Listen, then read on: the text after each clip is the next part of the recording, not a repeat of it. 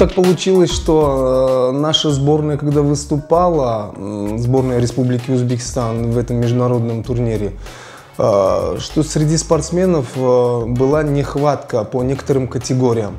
Ну и, соответственно, где было одно свободное место, это был, конечно, риск большой, что как бы взять просто вот сейчас со стороны незнакомого человека, как бы даже за которого говорят, что физически очень, как говорится, соответствует. Ну и все-таки они рискнули и взяли меня. И где, как говорится, это мой был первый турнир.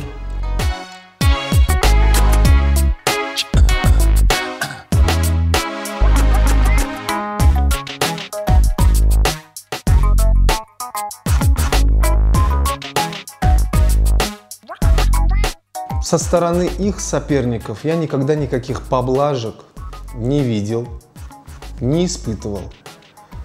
Чем я им и благодарен.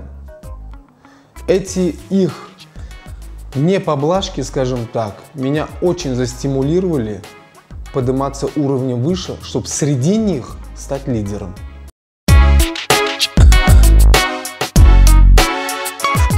Ну и, соответственно, у меня возникла травма, которая очень сильно беспокоила.